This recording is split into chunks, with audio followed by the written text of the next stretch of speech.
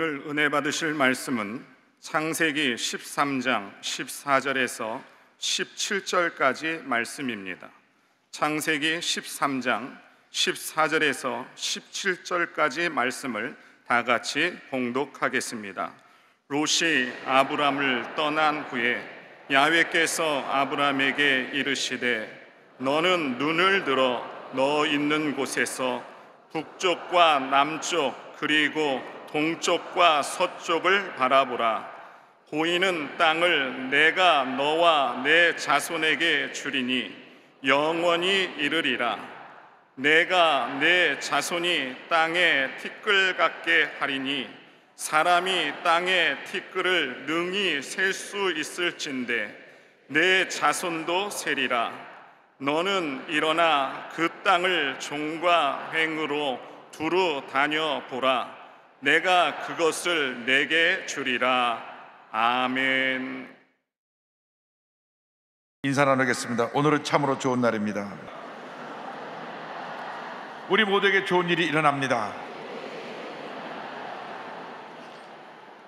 오늘 말씀의 제목은 눈을 들어 바라보라입니다. 창세기 13장 14절로 17절을 본문으로 하여서 눈을 들어 바라보라, 이 같은 제목으로 말씀의 은혜를 나누기 원합니다. 제목을 크게 따라해 주시기 바랍니다. 눈을 들어 바라보라. 눈을 들어 바라보라. 우리의 믿음의 조상 아브람에 대한 이야기입니다. 아브람은 우리랑 똑같은 평범한 사람이었습니다. 그 하루아침에 믿음의 조상이 된 것이 아닙니다. 그도 실수도 있었고 그도 부족한 점도 많았지만은 그가 약속 말씀 붙잡고 한 단계 한 단계 모든 어려움을 이겨내고 위대한 믿음의 조상으로 자리를 잡게 된 것입니다. 많은 연단의 과정을 통해서 위대한 믿음의 사람이 되었듯이 우리 모두가 일생 살아가는 동안 많은 연단 과정을 통하면서 우리 믿음이 자라고 하나님의 귀한 일꾼으로 우리가 준비되어져 가는 것입니다. 여러분, 오늘 모두가 큰 믿음의 사람으로 변화되는 은혜를 체험하게 되기를 주님의 이름으로 축원합니다. 하나님께서 우상의 도시 갈대우르에 있는 아브라함을 부르십니다. 75세에 그를 부르신 것입니다. 창세기 12장 1절입니다. 야훼께서 아브라함에게 이르시되 너는 너의 고향과 친척과 아버지의 집을 떠나 내가 내게 보여줄 땅으로 가라. 75년을 살던 고향을 떠난다는 것은 참으로 큰 모험이요 결단이었습니다. 그 당시 자기가 살고 있는 지역을 떠나면 어떤 어려운 환경에 처할 줄도 알지 못했고, 또 이웃 부족이 이방 사람이 오면 대부분 그들을 침략자로 알고 공격하고 죽이고 했습니다. 그러니까 목숨의 위험을 무릅쓰고 고향을 떠나야 되는 것입니다. 그런데 아브라함이 75세에 그 명령을 받고 떠났는데, 떠날 때 너의 고향, 친척, 아버지의 집을 떠나라, 그 말씀을 온전히 순종하지 않고 조카 롯을 데려갑니다. 12장 5절입니다. 아브라함이 그의 아내 사레와 조카 롯과 하란에서 모은 모든 소유와 얻은 사람을 이끌고 가나안 땅으로 가려고 떠나서 마침내 가나안 땅에 들어갔더라. 조카 롯을 데리고 가나안 땅에 들어왔는데 결국 가나안 땅에 와서 문제가 생겼습니다. 그 같이 거하는 땅이 여유가 있는 넓은 땅이 아니어서 아브라함의 가축을 돌보는 목자들과 롯의 가축을 돌보는 목자들과의 사이에 다툼이 생겨났습니다. 창세기 13장 6절 7절입니다. 그 땅이 그들이 동거하기에 넉넉하지 못하였으니 이는 그들의 소유가 많아서 동거할 수 없었음이니라. 그러므로 아브라함의 가축의 목자와 롯의 가축의 목자가 서로 다투고 또 가나안 사람과 브릿 사람도 그 땅에 거주하였는지라. 그들의 소유가 많아서 함께 가축을 돌보기에는 장소가 비좁아서 아브라함과 롯의 목자들이 다투기 시작한 것입니다. 갈등과 다툼은 마귀의 도구입니다. 어떤 경우에도 우리가 믿는 사람들끼리 다투고 싸우면 안 되는 것입니다. 우리 서로 화목하고 성령 안에서 하나 되어야 됩니다. 믿는 가정이 하나가 되어야 됩니다. 아까 오는 소방에는 참 자꾸 싸움을 불러일으키고 문제를 불러일으킵니다. 우리 예수 믿는 사람들은 사랑으로 화목하고 하나 되는 귀한 역사를 이루어야 될 것입니다. 하여간 결과적으로는 롯과 아브라함이 갈라서게 됐습니다. 롯이 아브라함을 떠나게 된 것입니다. 아브라함을 떠난 롯에 대해서 13장 14절은 설명합니다. 롯이 아브라함을 떠난 후에 조카 롯이 아브라함을 떠나게 됐는데, 조카 롯은 영적인 사람이 아니었습니다. 조카 롯이 아브라함을 떠나 각각 자기의 길을 가게 됐을 때 아브라함이 조카 롯에게 선택권을 주었습니다. 자네가 동으로 하면 내가 서로 하고, 자네가 서로 하면 동으로 할 테니까 자네가 먼저 좋은 곳을 택하라. 그러니까 조카 롯이 이렇게 살펴보니 물이 많고 가축 먹을 풀이 많은 소돔과 고모라 지역이 보였습니다. 삼촌, 난 저 지역을 택해서 가겠습니다. 창세기 13장 10절 13절입니다. 이에 롯이 눈을 들어 요단 지역을 바라본즉 수알까지 온 땅의 물이 넉넉하니 야훼께서 소돔과 고모라를 멸하시기 전이었으므로 야훼 동산 같고 애굽 땅과 같았더라. 소돔 사람은 야훼 앞에 악하며 큰 죄인이었더라. 롯은 영적인 사람이 아니라 육적인 사람이었기 때문에 눈에 보이는 것만 보고 그것을 무조건 택하여서 그들이 거주지를 옮긴 것입니다. 그 물이 넉넉하고 풀이 많은 그 지역에 있는 도성 소돔과 고모라는 죄악의 도성이었는데 그는 죄악의 도성이 있는 그곳을 택하여 그곳으로 갔습니다. 근데 사실 우리가 생각해 보면 삼촌하고 조카 롯하고 같이 있을 때 어르신이 먼저 선택하는 것이 원칙입니다. 아유, 내가 먼저 선택하라 그래도 삼촌이 택하신다면 제가 택하겠습니다, 이래 돼야 맞는데 롯이 자기가 먼저 덜컥 소돔과 고모라 지역을 택한 것입니다. 만일 아브라함이 먼저 지역을 택하고 거기서 멀지 않은 곳에 지역을 택했더라면 롯이 나중에 큰 피해를 입지 않았을 것입니다. 롯이 자기 육신의 눈으로 볼 때 그냥 환경적으로 좋아 보이는 것을 덜컥 취하여 갔기 때문에 나중에 하나님께서 유황불로 소돔과 고모라를 멸하실 때 모든 재산을 다 잃고 사이도 잃고 아내도 잃고 둘 딸만 데리고 간신히 그것을 탈출해 나올 수 있게 되었던 것입니다. 그 모든 자 다 날아갔어요. 한 번의 잘못된 선택이 이와 같은 파멸의 길을 가게 된 것입니다. 우리 예수 믿는 사람들은 늘 믿음의 사람들과 교제해야 됩니다. 부정적인 사람, 늘 비판하고 불평하고 오만한 사람들하고 가까이 하면 나도 같이 물들어가지고 잘못된 길을 가게 되고 나중에 파멸에 이르게 되는 것입니다.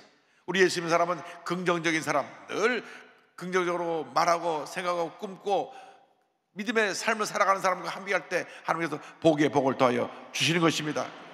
절대 긍정의 믿음으로 무장해서 믿음으로 전진 또 전진 또 전진해 나가시를 주님으로 축원합니다. 롯이 아브라함을 떠나고 난 다음에 아브라함에게 하나님께서 복을 주셨습니다. 하나님께서 이제 믿음의 눈으로 바라보고 바라보는 것을 다 너에게 주겠다고 말씀하신 것입니다. 13장 14절입니다. 야훼께서 아브라함에게 이르시되 너는 눈을 들어 너 있는 곳에서 북쪽과 남쪽 그리고 동쪽과 서쪽을 바라보라. 롯이 아브라함을 떠나고 난 다음 하나님께서 아브라함에게 말씀하셨습니다. 눈을 들어서 동서남북을 바라보라. 15절에 보이는 땅을 내가 너와 내 자손에게 주니 영원히 이르리라. 아브라함이 믿음으로 동서남북을 바라봤을 때 그 땅이 복받은 땅이 되었고 하나님의 은혜가 넘쳐나는 자손 만대 복을 이루는 축복의 땅 가나안이 된 것입니다. 여러분, 아브라함같이 절대적인 믿음을 갖고 믿음으로 바라볼 때 하나님의 은혜가 임하는 것입니다. 축복이 임하는 것입니다. 조영희 목사님께서 제가 우리 교회 순복음 교육연구소를 선교했을 때 자네 미국 가서 공부 좀 하고 와라. 그래서 82년도에 미국에 유학을 떠났습니다. 그 사람과 함께 미국에 유학을 갔는데 85년도 2월 달에 원선에는 오이도수 모금제일교회에서 담임 목사 청빙이 왔습니다. 목사님, 저희 교회 담임 목사님이 사임하라고 떠나셔서 우리가 목자 이런 양처럼 되어서 지금 우리는 참 어려움에 처하게 됐습니다. 목사님 여기 유학 오셔서 힘든 건 알지만은 저희 교회 와서 목회를 좀 해주셨으면 좋겠습니다. 근데 저는 필라델피아에서 공부를 하고 있었는데 오시는까지는 기차로 2시간입니다. 서울 대구 거리인데 그것을 제가 매주마다 내려와서 교회를 섬겨야 되는 그런 상황이었습니다. 그래서 기도했습니다. 하나님 아버지, 일주일 동안 기도하면서 제가 그 교회를 가야 합니까? 가서 또 무엇을 해야 합니까? 기도하는데 하나님께서 제게 말씀하시기를 가서 교회를 지으라고 말씀하셨습니다. 그리고 가서 올바른 목자상을 세워서 성도들이 죄종으로 해서 상처받는 것을 다 치료해주고 교회를 부흥시켜라는 꿈을 주셨습니다. 그래서 조영규 목사님께 제가 주말에는 워싱턴에 내려가서 교회 선교했습니다. 복을 드리고 그리고 이제 내려가서 첫 주일 설교를 하는데 54명이 모였어요. 당시 미국에는 한인교회들은 다 큰 미국 교회를 빌려서 오후에만 씁니다. 오후 1시부터 5시까지 미국 사람이 아침에 예배 드리고 다 가면 오후에 나와서 예배를 드리고 매달 그 교회에다가 이제 월세를 냈는데 가서 첫 설교를 제가 했습니다. 하나님께서 제게 꿈을 주셨습니다. 우리가 언제까지 미국 교회 오후 시간을 빌려서 월세로 내면서 새빵살이 같은 삶을 살아야 됩니까? 미국까지 와서 이렇게 우리가 자체 교회도 갖지 않고 이렇게 남의 교회를 빌려 쓰는 것, 우리 하나님 보시기에 우리가 참 부끄러운 모습입니다. 이제 우리가 새로운 성전을 지읍시다. 성전 건축을 첫 설교 때 하니까 사람들이 반응이 싸늘해요. 아멘이 한 사람도 안 나옵니다. 다들 그거 두고 저 젊은 목사 무슨 소리 하나. 아니나 다를까 예배 끝났는데 그 교회 창립 멤버고 가장 고참인 안수사 한 분이 오셔서 전 봅시다. 아주 심각한 표정으로 저를 불러갖고 얘기를 하는데 지금도 그 얘기가 잊혀지지 않습니다. 목사님이 젊으시고 미국에 유학 가서 미국 물정을 잘 모르시는 것 같은데 성전 건축한다고 하면 지금 남아있는 성도들조차 부담을 갖고 다 교회를 떠날 것입니다. 그러니 당분간 성전 건축에 대해서는 언급조차 하지 마세요. 그 말 듣고 나서 별로 기분이 안 좋았어요. 목사가 처음 날 와서 설교했는데 목사님 오늘 와서 이렇게 꿈을 주셔서 감사합니다. 그렇게 해도 부족할 판에 다시 그런 얘기 하지도 마세요. 그래서 제가 일주일 동안 기도를 많이 했습니다. 하나님 아버지, 제가 어떻게 합니까? 분명히 주님께서 꿈을 주셨는데 지금 당장 현실적으로 들려오는 반응은 교회를 지는 얘기 하지도 말라고 하는데 어떻게 하면 좋습니까? 그랬더니 하나님께서 말씀하시기를 교회 건축을 담대하게 선포해라. 다음 주에 가서 1,000명을 수용하는 교회를 짓는다고 선포해라. 할렐루야. 여러분들은 지금 박수를 치지만 당시 성도가 50몇 명인데 1,000명 들어가는 성도를 교회를 짓는다고 말하는 것은 참 현실과 너무 동떨어진 이야기였을 것입니다. 어쨌건 제가 올라서서 하나님 앞에서 내가 일주일 동안 기도하고 제가 그 말씀을 선포합니다. 하나님께서 이게 꿈을 주셨는데 1,000명을 수용하는 교회를 지으라고 말씀하십니다. 그래서 그 말씀으로 선포하니까 다들 더 놀래버렸어요. 하나님께서 기뻐하신 성전을 건축하라고 말씀하십니다. 우리는 1,000명을 수용하는 교회를 지을 것입니다. 그랬더니 그 안수사가 날 또 찾아왔어요. 목사님이 그게 일주일 동안 기도하고 말씀하시다니까 제가 거기 할 말은 없지만 제가 이 말씀을 꼭 드려야 되겠다고. 뭡니까? 목사님 앞으로 설교하실 때 절대 11조 설교하면 안 됩니다. 11조 설교하면. 지난번 목사님이 11조 설교할 때마다 교인들이 다 도망갔습니다. 그래서 제가 또 하나님께서 11조 설교하라고 가르쳐 주시는구나. 저는 부정적인 얘기를 거꾸로 듣는 습관이 있어가지고 일주일 동안 또 간절히 기도하고 그 다음 주일날 11조하고 복받은 설교를 하니까 다시는 그 안수사님이 안 찾아오더라고요. 그날부터 제가 믿음의 눈으로 동서남북을 바라보았습니다. 워싱턴 근교 북버지니아 지역에 2,000평 이상 땅이 나오면 그 예배 끝나고 성도들에게 어느 지역에 땅이 나왔습니다. 우리 땅을 보러 갑시다. 돈 1원도 없으면서 땅부터 보러 갔어요. 가가지고 땅을 밟고 기도했습니다. 하나님 아버지, 하나님 뜻이면 이 땅을 우리에게 주시옵소서. 매주마다 제가 워싱턴은 부동산 다 연락해갖고 땅 있으면 다 찾아오느라 그러니까 뭐 여기서 연락 오는데 2,000평 미만은 아예 갖고 오지도 말고 2,000평 넘는 땅만 갖고 오라 그래가지고 온 북부지나 지역을 주일마다 이곳 저곳 다니면서 또 찾고 또 찾고 또 찾다가 2년이 지나고 나서 2,000평 땅을 샀습니다. 3,000평 땅을 샀습니다. 할렐루야. 3,000평 땅을 사고 그동안 믿음이 자라요. 성도들이 가서 땅을 보고 또 2년 동안 보다가 믿음이 자라가지고 성도들이 그때 60명에서 250명으로 성장을 하고, 할렐루야. 다시 교회 건축하기까지 또 2년 동안 건축허가를 내면서 우리가 또 기도하고 또 기도하는 가운데 미국 내 한인교회에서 교회를 지은 교회를 그때부터 가서 보기 시작했습니다. 그래서 켄터키도 가보고 산호세도 가보고 샌프란시스코 가보고 새로 지은 교회를 가서 보고 그 교회 설교도 가서 얻어오고 하면서 꿈을 우리 마음속에 가지고 기도했습니다. 그리고 교회 지어진 모습을 그림으로 그려갖고 액자에 집어넣어가지고 온 성도들에게 그걸 다 나눠줬어요. 그리고 집에 걸어놓고 밤낮 바라보고 기도하라 그랬습니다.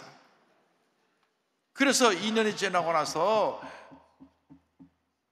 89년에 드디어 착공을 해가지고 1년 9개월 만에 건축을 완공해서 1991년 11월 달에 우리 조영균 목사님 모시고 헌당 예배를 드립니다. 할렐루야.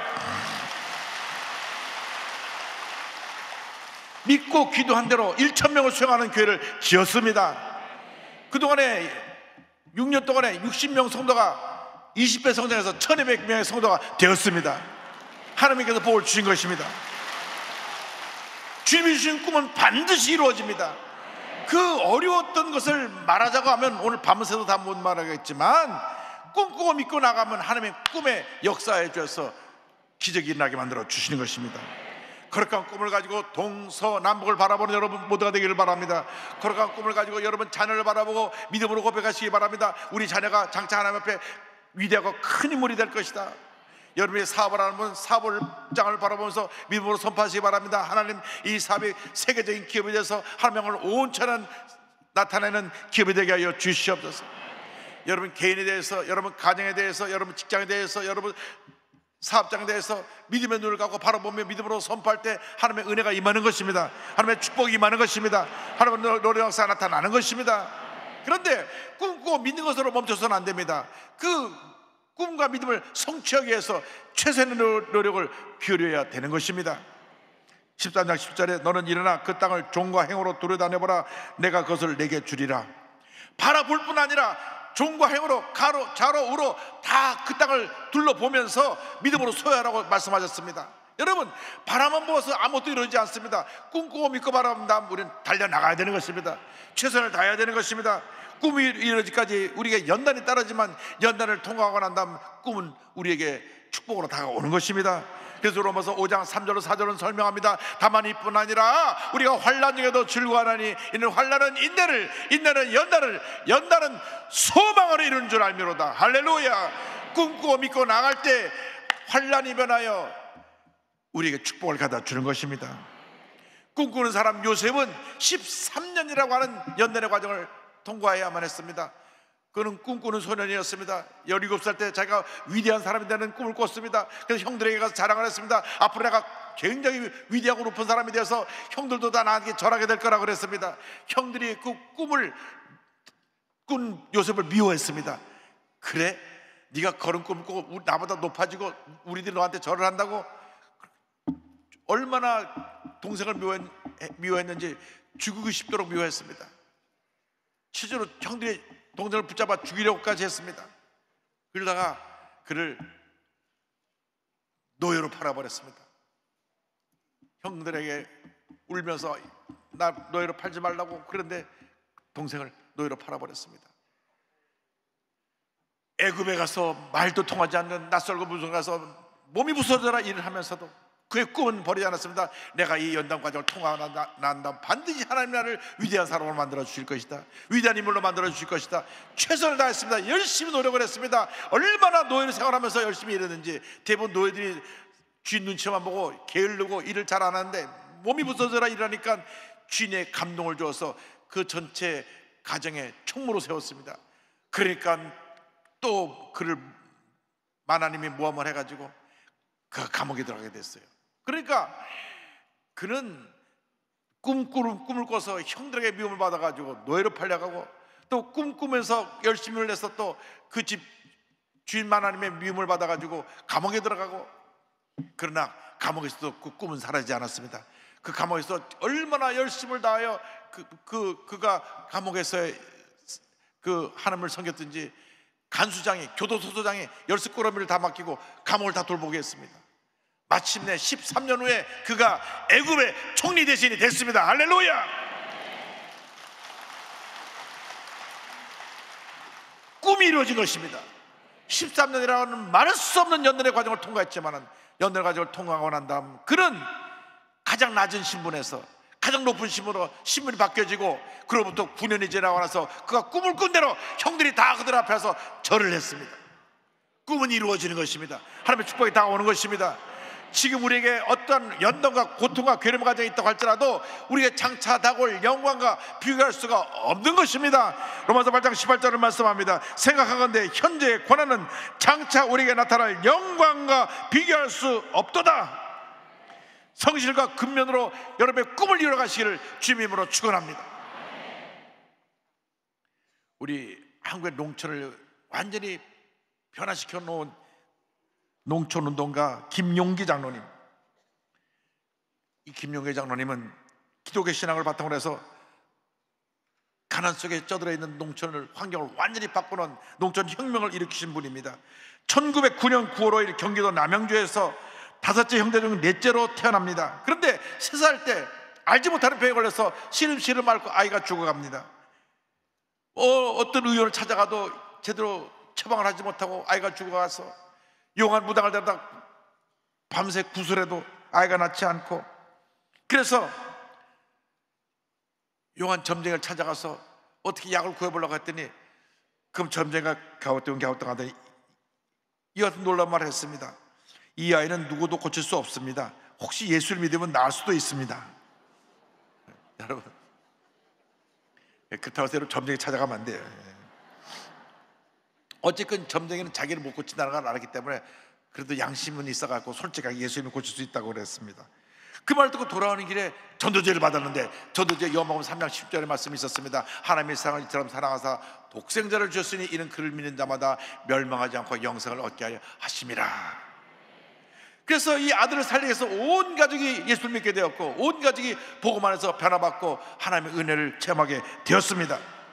그의 아버님이 1933년 세상을 떠나시면서 너는 꼭 농사꾼이 되라 유언을 남기셨습니다. 그래서 그는 근면함과 하나님께 주신 지혜를 가지고 농사를 짓기 시작해서 2년 만에 그 동네에서 가장 농사를 잘 짓는 일꾼으로 불려지게 됐습니다.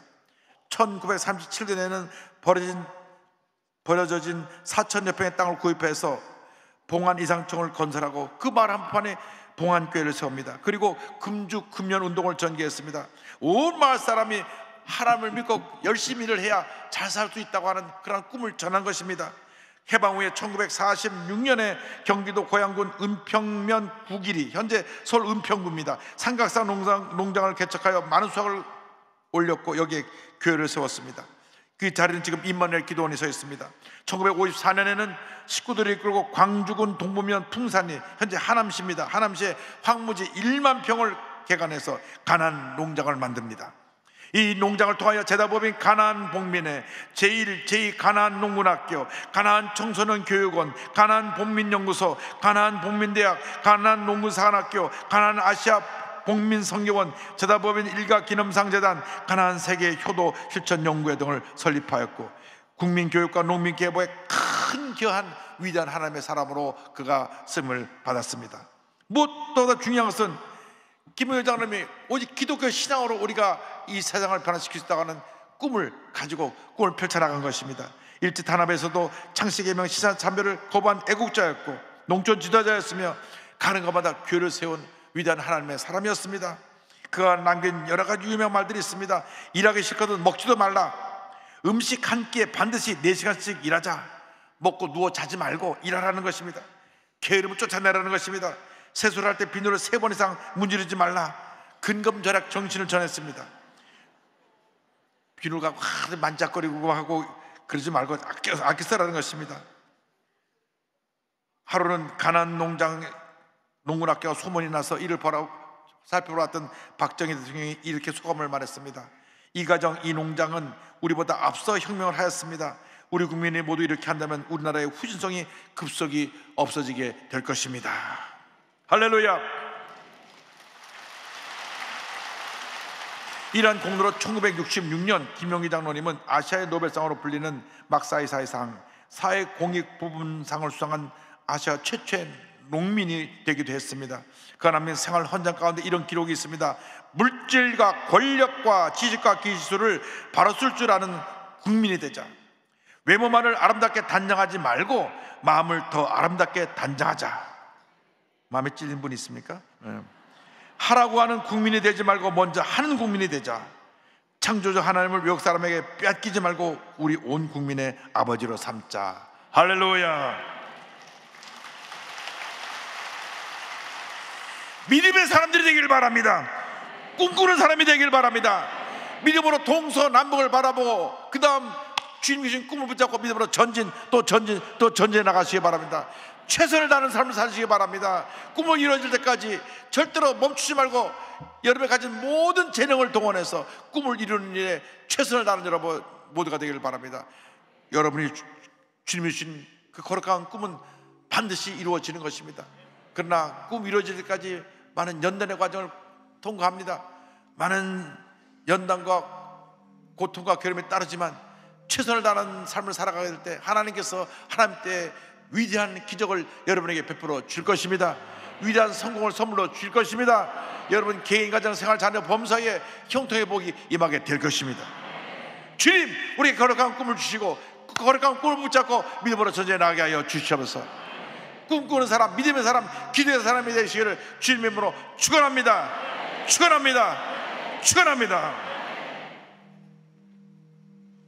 우리 마음에 꿈을 품고 함께 찬양합니다. 주님, 이 꿈이 내게 이루어지게 하여 주옵소서. 주여, 지난 밤 내 꿈에 배었으니 그 꿈 이루어 주옵소서. 밤같이 내게 계시로 보여주사 항상 은혜를 주옵소서. 나의 놀라운 꿈 정령나 믿기는 장차 그 은혜 받을 편이 나의 놀라운 꿈 정령 이루어져 주님 얼굴을 배우리라. 마음 괴롭고 아파서 낙심될 때 내게 소망을 주셨으며 내가 영광의 주님을 바라보니 앞길 환하게 보이도다. 나의 놀라운 꿈 정녕 나 믿기는 장차 큰 은혜 받을 편이 나의 놀라운 꿈 정녕 이루어져 주님 얼굴을 배우리라. 세상 풍조는 나날이 변하여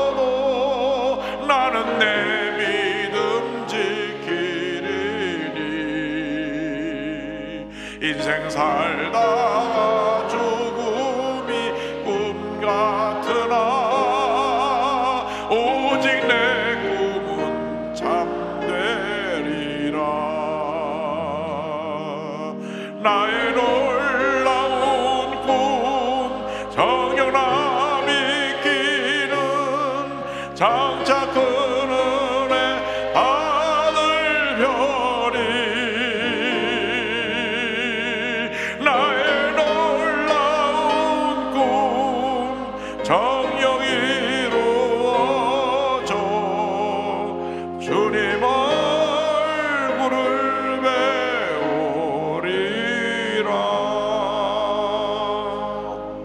그러니까 꿈을 꾸는 여러분 모두가 되기를 주님의 이름으로 축원합니다.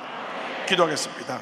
사랑과 은혜와 자비와 원하신 하나님 아버지, 단 한 번뿐인 생살이를 살아가면서 거룩한 꿈을 꾸며 그 꿈을 이뤄나가기 위하여 최선의 노력을 기울여 하나님의 때 하나님의 축복을 우리 모두가 받아 누리게 하여 주시옵소서. 예수님의 이름으로 기도 올리옵나이다. 아멘.